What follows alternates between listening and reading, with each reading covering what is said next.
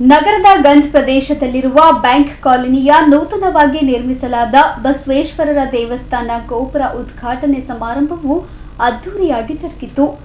ಹಾರಕೂಡದ doctor Channaveera ಶಿವಾಚಾರ್ಯರು ನೂತನ ಗೋಪುರ ಉದ್ಘಾಟನೆ ಹಾಗೂ ಕಳಸಾರೋಹಣ ನೆರವೇರಿಸಿದರು.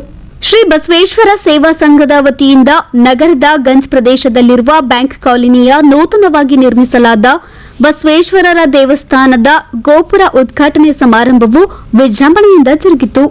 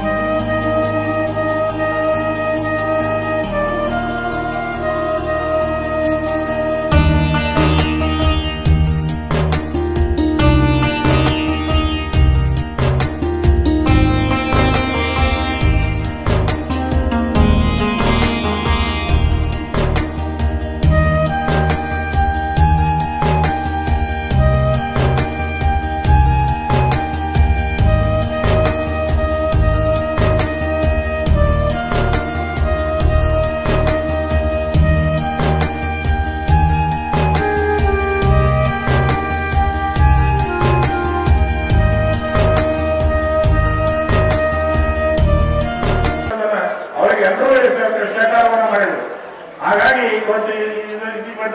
ಅಪ್ಪ ಬಹಳಷ್ಟು ಮೂರ್ತಿ ಪ್ರತಿಷ್ಠಾಪನೆ ಸಹಿತ ಅಪ್ಪರು ಬಂದಿದ್ರು. ಮೂರ್ತಿ ಪ್ರತಿಷ್ಠಾಪನೆ 6 ವರ್ಷಗಳ ಹಿಂದಗಡೆ ಬಹುಶಃ 2017 ಮೂರ್ತಿ ಪ್ರತಿಷ್ಠಾಪನೆ ಬಂದಿರಲಿಲ್ಲ. ದೇವಸ್ಥಾನದ ಎಲ್ಲ ಬೆಳವಣಿಗೆಗಳು ಪೂಜೆ ಅವರ ಆಶೀರ್ವಾದ, ಅವರೇನು ಘನ ಆಶೀರ್ವಾದ ಅದಲ್ಲ ನಮ್ಮಲ್ಲಿ. ಬಹುಶಃ ಇಷ್ಟೆಲ್ಲ ಬೆಳವಣಿಗೆ ಆಗ್ಲಿಕ್ಕೆ ಅವರ ಒಂದು ಘನ ಆಶೀರ್ವಾದ ಬಹಳ ಕಾರಣ ಅಂತ ಹೇಳಿದ್ರೆ ಬಹುಶಃ ಅದು ಅತಿಶಯಕ್ಕೆ ಆಗೋದಿಲ್ಲ. ಅಂತ ಪೂಜೆಗಳು ಇವತ್ತು ಏನು ಇಷ್ಟು ವರ್ಷ ಆದ್ರೂ 28 ವರ್ಷಗಳ ಆಗ್ತಾ ಬಂದ್ರು ಏನು ಗೋಪುರ ಇರ್ಲಿಲ್ಲ. ಇದಕ್ಕೆಲ್ಲ ಕರಾಪೇಟು ಅನ್ನೋ ಮೇಲೆ ಮತ್ತು ಏನೂ ಇರಲಿಲ್ಲ. ಖಾಲಿ ಚಕ್ರ ಕಾಲ ಅಷ್ಟೇ ಇತ್ತು. ಇವತ್ತೆಲ್ಲ ನಮ್ಮ ಕಾಲನಿ, ನಮ್ಮ ಗಂಜ್ ಕಾಲನಿ, ಬ್ಯಾಂಕ್ ಕಾಲನಿ ಮತ್ತೆ ಇನ್ನೂ ಕೆಲವರು ಎಲ್ಲ ಹೆಸರನ್ನ ಬಹುಶಃ ತಗೊಳ್ಳಿಕ್ಕೆ ಆಗಲಿಕ್ಕಿಲ್ಲ. ನಮ್ಮ ಚಂದ್ರು ಪಾಟೀಲ್ ಇರ್ಬೋದು, ನಮ್ಮ ಮತ್ತಿಮೂಡ ಬಸವರಾಜ ಮತ್ತಿಮೂಡ ಶಾಸಕರು ಇರ್ಬೋದು, ನಮ್ಮ ಶಿವಕಾಂತ್ ಮಹಾಜನ್ ಇರ್ಬೋದು, ಎಲ್ಲ ಅನೇಕರು ಯಾರ ಹೆಸರು ಬಹುಶಃ ಯಾರು ತಿಳ್ಕೋಬಾರ್ದು.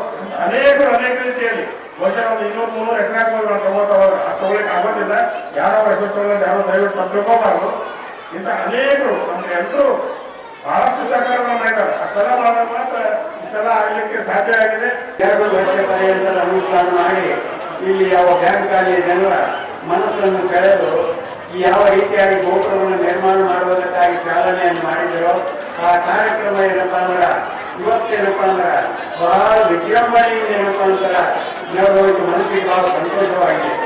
ಯಾಕೆಂದ್ರೆ ಈ ಯಾವ 20 ವರ್ಷಗಳಿಂದ ಕಟ್ಟಿದಂತಹ ಗುಡಿ ಗೋಪುರ ಇರಲಿಲ್ಲ. ಈ ಯಾವ ಗಂಜ್ ಬ್ಯಾಂಕ್ ಕಾಲನಿಯ ಜನರು ಎಲ್ಲರೂ ಕೂಡಿಕೊಂಡು ಒಮ್ಮಂದರಿಂದ ಏನಪ್ಪಾ ಅಂದ್ರೆ ಈ ಕಾರ್ಯಕ್ರಮವನ್ನು ನೆರವೇರಿಸಿದ್ದಾರೆ. ಇದೇ ರೀತಿಯಾಗಿ ಯಾಕೆ ಹೇಳುವುದು ಬೇಕಾದಷ್ಟಿತ್ತು, ಆದರೆ ಅಪ್ಪಾಜಿಯವರಿಗೆ ಅಳವಡಿಕೆಯನ್ನು ಹೋಗ್ಬೇಕಂತ ಅದಕ್ಕಾಗಿ ನೀವೆಲ್ಲ ಏನು ಮಾಡಿ ಚಲೋ ಕೆಲಸ ಮಾಡಿರಿ. ಕಮಿಟಿಯವರಾಗಿ ನೀವೆಲ್ಲ ಕೂಡಿಕೊಂಡು 28 ವರ್ಷ ಆದರೂ ಸಹಿತ ಇವತ್ತು ಗುಡಿ ಕಳಸಾರೋಹಣ ಆಗುವಂತಹ ಟೈಮ್ ಯಾವತ್ತಂದ್ರಿ ಇವತ್ತು ಬಂದಾಗ.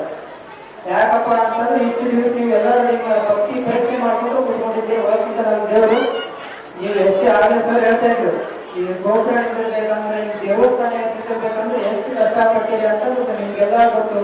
ಆದರೂ ಸಹಿತ ಇವತ್ತು ಒಂದು ಈ ಗುಡಿ ಒಂದು ಶೋಭೆ ತರುವಂತಹ ದಿವಸ ಕಳಸಾರೋಹಣ ಆಯ್ತು. ಇಲ್ಲಿಗೆ ಗುಡಿಯ ಎಲ್ಲಾ ಕಾರ್ಯಕ್ರಮಗಳು ಮುಗಿದು ಬಹಳ ಸಂತೋಷ ಆಗುತ್ತೆ. ಬಸವ ಜಯಂತಿ ದಿವಸ ನಮ್ಮ ಬಸವೇಶ್ವರ ದೇವಸ್ಥಾನಕ್ಕೆ ಒಂದು ಗೋಪುರ ಕಳಸಾರೋಹಣ ಮಾಡಿ ಬಸವ ಜಯಂತಿನ ಯಾಕೆ ಮಾಡ್ತೀವಿ ನೀವೆಲ್ಲ? ಯಾಕೆ ಮಾಡ್ತೀರಪ್ಪ? ಯಾಕೆ ಮಾಡ್ತೀರ? ಯಾರಿಗೆ ಬರ್ಬೇಕು ಕೊಟ್ಟಾರೆ ಹೇಳ್ತಾರೆ. ಹೌದು, ನಮಗೇನು ಹೇಳಿ ದೀಪಾವಳಿ ಹೇಳ್ತೀವಿ. ಮನೆಯಾಗಿ ಕೆಲವೊಂದು ಕಾರ್ಯಕ್ರಮ ಐತಿ ಹೇಳಿದ್ರೆ ಇವ್ರ ಬಗ್ಗೆ ನಾವು ಹೇಳ್ತೀವಿ. ಬಸವ ಜಯಂತಿ ನಮ್ಗೆ ಸಂಬಂಧ ಇಲ್ಲ. ಯಾಕೆ ಮಾಡ್ತೀವಿ ಬಸವ ಜಯಂತಿ? ಈಗೆಲ್ಲ ಹೊರಗಡೆ ಹೆಂಗಾಗೈತಪ್ಪ ಅಂದ್ರೆ ಬಸವ ಜಯಂತಿ ಅಂದ್ರೆ ಡಿಜೆ ಹಚ್ಚೋದು. ಬಸವ ಜಯಂತಿ ಅಂದ್ರೆ ಏನಿದ್ರಿ ಡಿಜೆ ಹಚ್ಚೋದು. 4 ಮಾತು ಕುಂಚಿರಾಗಿ ಒಂದು 4 ಮಾತಿಗೆ ನಿಮ್ಮ ಜೀವನವನ್ನ ಪಾವನವಾಗಿ ಮಾಡ್ಕೊಳಕತ್ತೀರಿ. ನನ್ನ ಮನಸ್ಸಿನ ಮಟ್ಟಿಗೆ ಯಾರು ಡಿಜೆ ಹಚ್ಚುವಂತ ಕೆಲಸ ಮಾಡಿಲ್ಲ. ನೀವು ಒಂದು ಜ್ವರ ಚಪ್ಪಾಳೆ ತಗೋಬೋದು. ಬರೀ ಡಿಜೆ ಹಚ್ಚಿದ್ರೆ ನಿಮ್ಮ ಮೈ ಕುಳಿತೈತಿ, ಆದ್ರೆ ಪ್ರವಚನ ಹಚ್ಚಿದ್ರೆ ನಿಮ್ಮೆಲ್ಲರ ಮನಸ್ಸು ಏನಾಗುತ್ತೆ, ಉಲ್ಲಾಸ ಆಗುತ್ತೆ. ಅದಕ್ಕೋಸ್ಕರವಾಗಿ ಇಲ್ಲಿ ಪ್ರವಚನ ಹಚ್ಚಿದ್ರೆ ನಮ್ಮ ಶಾಸ್ತ್ರಗಳ ಪ್ರವಚನ ಬಹಳ ಹೇಳಬೇಕಾಗಿಲ್ಲ. ಕಾರ್ಯಕ್ರಮದ ನಿಮಿತ್ತ ಕಳೆದ 5 ದಿನಗಳ ಕಾಲ ಪ್ರವಚನ ಸಮಾರಂಭವು ಸಂಪನ್ನಗೊಂಡಿತ್ತು. ಇನ್ನು ಸತತ 5 ದಿನಗಳ ಕಾಲ ದೇವಸ್ಥಾನದಲ್ಲಿ ವಿವಿಧ ಧಾರ್ಮಿಕ ಕಾರ್ಯಕ್ರಮಗಳು ಜರುಗಿದ್ದವು. ಈ ಕಾರ್ಯಕ್ರಮದಲ್ಲಿ ಸಮಿತಿಯ ಗುರ್ಲಿಂಗ್ ಬಿರಾದಾರ್, ಶಿವಪುತ್ರಪ್ಪ ಡಿಗಿಕರ್, ಆರ್ಎಸ್ ಬಿರಾದಾರ್, ತೇಜಪ್ಪ ಪಾಟೀಲ್, ಚನ್ನಬಸಪ್ಪ ರಾಯನಾಡ್, ಶಿವಾನಂದ್ ಕಾಶೆಟ್ಟಿ, ವರದಾಶಂಕರ್ ಶೆಟ್ಟಿ, ಬಸವರಾಜ್ ತಡ್ಕಲ್ ಸೇರಿದಂತೆ ಅನೇಕ ಮಠಾಧೀಶರು, ಗಣ್ಯರು, ಬಡಾವಣೆಯ ಜನರು, ಮುಖಂಡರು ಭಾಗವಹಿಸಿದ್ರು. Bureau report in Gulbarga news.